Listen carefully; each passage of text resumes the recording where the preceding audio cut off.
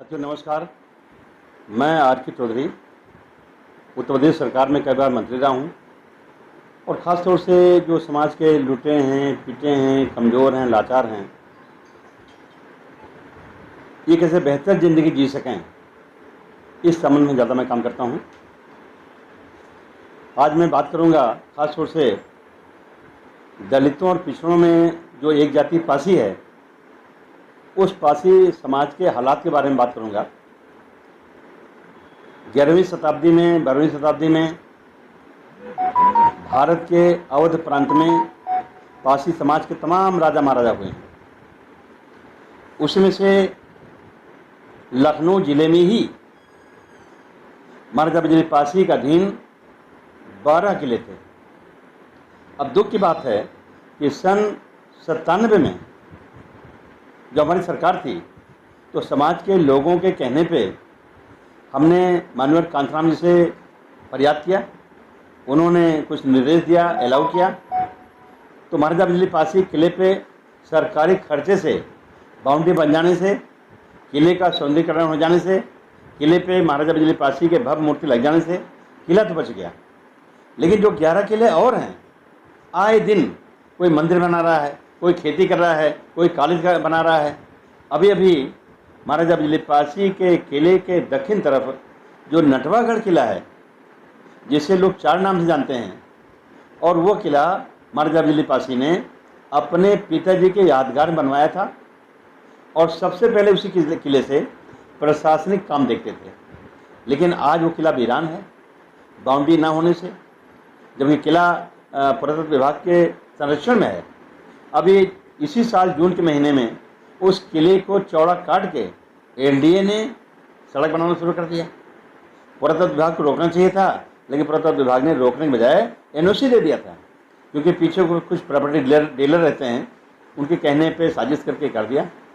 तो हम लोग गए वहाँ, समाज के लोग भी वहाँ गए, और फिर जब नहीं माने तो हम लोगों ने उस किले पे BS4 का बैनर लगा के लगभग 200 लोगों को इकट्ठा करके धरना लगा दिया।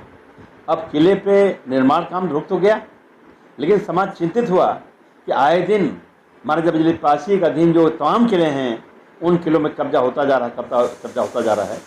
तो खुशी की बात है कि अभी इसी महीने के 11 तारीख को पूरे प्रदेश से खास लोग आए और लगभग 200 गाड़ियाँ लेके आए और सारे किले पे दौरा करके उन्होंने अध्ययन किया, समझा कि आने वाले दिनों में अगर आर के चौधरी नेतृत्व करेंगे तो योजनाबद्ध तरीके से संघर्ष किया जाएगा, जिससे पूरे 12 किले पे बाउंड्री बन सके, किला सुरक्षित हो सके, सौंदर्यीकरण हो सके। अगर महाराजा बिजली पासी किला सुरक्षित हो सकता है तो बाकी किले भी सुरक्षित हो सकते हैं। आए दिन जो कब्जा होते रहते हैं, कब्जा होने से बच जाएगा। तो मैं तो अपील करता हूँ पासी समाज से या बहुजन समाज से, जो पिछड़ी जातियाँ हैं, दलित जातियाँ हैं, आज कमज़ोर हैं, लेकिन आज के पहले उनके समाज के राजाओं के राजपाट हुआ करते थे, चाहे कोई भी राजरी हो पिछड़ी जातियों का। लेकिन हमारा समाज कमज़ोर होता है पहले से ही। इस समाज इतना सीधा होता है कि नहीं देखता कि कौन कब्जा कर रहा है, क्यों कब्जा कर रहा है, कौन हमें झूठ बोल रहा है, कौन सही बोल रहा है। जब तक हम आने वालों को समझ पावें, तब तक तो इतना देर हो चुकी होती है कि हम लुट चुके होते हैं। और यही कारण है, कभी हमारा राजपाट था, हमारे समाज का राजपाट था, बहुजन समाज का राजपाट था, राजपाट चला गया, समाज कमज़ोर हो गया, आज मजदूर बन के रह गया।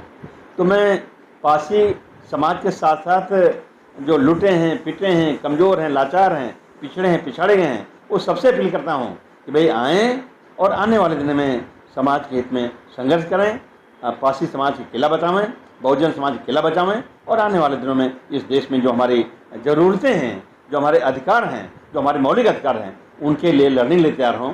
वरना तो इस देश की जो भगवाधारी सोच है, वो आने वाले दिनों में फिर से मनुष्य लागू कर देगी और बाबा साहब बनाया हुआ संविधान खत्म हो जाएगा। इसलिए चिंतक बात है, हमें इसमें जागना होगा और सड़कों पर आके संघर्ष करना होगा। मैं अपील करता हूँ कि समाज के लोग आएँ और संघर्ष करके अपने अधिकार के लिए लड़ें।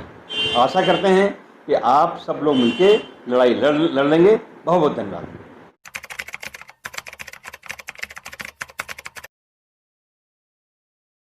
पासी समाज के लोगों ने बताया कि इस किले की लंबाई चौड़ाई पहले बहुत ज़्यादा थी, लेकिन मिट्टी का बिजनेस करने वाले जेसीबी मशीन लेके, ट्रैक्टर लेके आते हैं, इस किले की मिट्टी खोद के, काट के बेच दे रहे हैं। अगर 10 साल तक हमारे जब बिजली पासी के किले की मिट्टी खदान को न रोका गया तो 10 साल बाद इस किले का नामो निशान खत्म हो जाएगा। तो मैं भी दुखी हुआ, और जैसे सरकार बनी इस बात को मैंने माननीय कांत में बताया। उन्होंने हमको समझाया कि भाई आर.के. चौधरी, मैंने आपको मिनिस्टर बना दिया है, ये सरकार है, कल 6 महीना चलेगी, जिसमें 1 महीना बीत चुका है, 5 महीना और रह गया। ऐसा तैयारी करो कि 5 महीने के अंदर जितना काम हो पावे, और ख़ास तौर से बाउंड्री बनाना या सौंदर्यीकरण कराना और किले पर मूर्ति लगाना, ये काम कर दो, बाकी काम बाद में देखा जाएगा। तो उनके संरक्षण में हम लोगों ने, सरकार हमारी थी, काम लगा दिया, और 5 महीने के अंदर किले पे सब काम बनकर तैयार हो गया। फिर रैली कर दिया, किला बच गया। और हमें लगता है कि चाहे हम हो चाहे कोई हो, अगर सरकार में रखे ताकत मिलती है तो पासी समाज के जो धरोहर हैं उनको बचाने के लिए प्रयास करना चाहिए।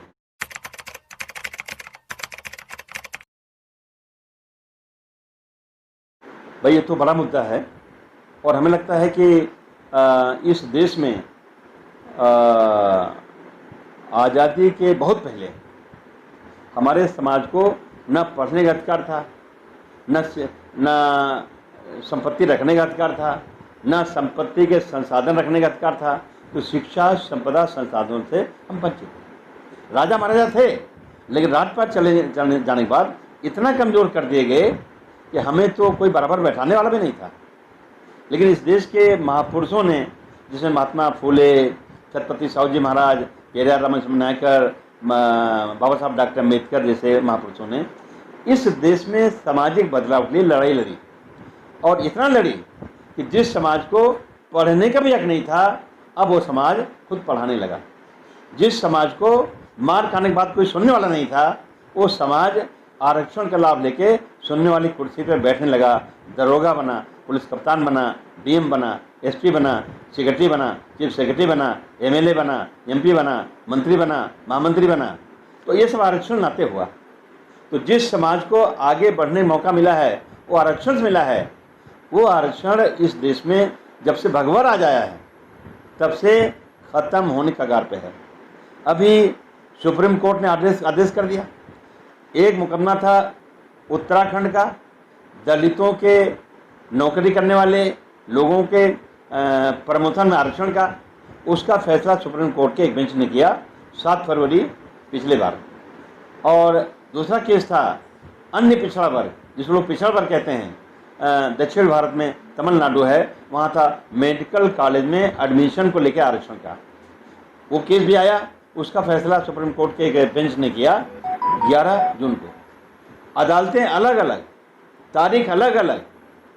एक का मामला था दलितों का आरक्षण का, एक मामला था पिछड़ी जातियों का आरक्षण का, लेकिन फैसला एक जैसा आया। और कोर्ट ने कहा कि आरक्षण कोई आपका मौलिक अधिकार नहीं है, सरकार आरक्षण देने के लिए बाध्य नहीं है। ये जो कोर्ट ने टिप्पणी किया है, अपने आप नहीं किया है, क्योंकि बीजेपी सरकार ने जो हलफनामा लगाया था, जो पैरवी किया था, निश्चित तौर पे दूषित भावना किया था, और सुप्रीम कोर्ट ने उसको एज इट इज मान लिया, और ये दुर्भाग्यपूर्ण फैसला हो गया। तो आने वाले दिनों में ये खतरा है कि आरक्षण खत्म हो जाएगा।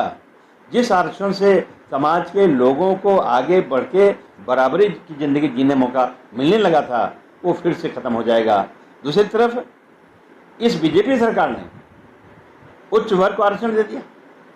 हम खिलाफ नहीं हैं उनके आरक्षण के, लेकिन अगर गरीबी के आधार पर देना चाहिए था तो जो मनरेगा की मजदूरी करते, अंत्योदय कार्ड होता, और वाकई गरीब होते, उनको दे देते। लेकिन सरकार ने तय किया है कि 8 लाख तक सालाना आमदनी जिनकी होगी वो सवर्ण हैं, वो गरीब माने जाएंगे, उनको गरीबी सर्टिफिकेट मिलेगा। उस गरीबी सर्टिफिकेट लेके वो 10% आरक्षण लेंगे। इसी सरकार ने तय किया है कि 2.5 लाख से अधिक सालाना आमदनी वाले को इनकम टैक्स पड़ेगा। यानी अगर वो सवर्ण है तो चाहे इनकम टैक्स पे ही हो, लेकिन 8 लाख तक अगर सालाना आमदनी है तो गरीब माना जाएगा, गरीबी सर्टिफिकेट मिलेगा, उस पर उसका आरक्षण मिलेगा। निश्चित तौर पे जो बीजेपी सरकार है, भगवा सरकार है, आने वाले दिनों में चाहती है कि दलित और पिछड़े फिर से कमज़ोर हो जाएं, उच्च वर्ग के लोग हावी हो जाएं। निश्चित तौर पे इससे संविधान का पालन नहीं होगा, संविधान खतरे में है, आरक्षण खतरे में है। इस लड़ाई को हम लोग मिलकर लड़ेंगे। हम अपील करते हैं इसमें जो बुद्धिजीवी हैं, समाज सेवी हैं या नौयुवक बेरोजगार नौजवान हैं, उनसे अपील करते हैं और ख़ास तौर से जो BS4 के पदाधिकारी हैं, कार्यकर्ता हैं, उनसे अपील करते हैं कि 12 दिसंबर को लखनऊ में परिवर्तन चौक से चल के हम लोग पैदल मार्च करेंगे। कोशिश है कि पूरे प्रदेश से लगभग 10,000 लोग आ जाएं और आरक्षण समर्थक पैदल मार्च करें और ज्ञापन दें, जिससे आने वाले दिनों में हम पूरे देश के स्तर पर इस आरक्षण की लड़ाई को लड़ सकें। आशा करते हैं कि लोग हमारी बात सुनेंगे और आरक्षण की लड़ाई लड़ने में तन मन धन से सहयोग करेंगे और हम लड़ाई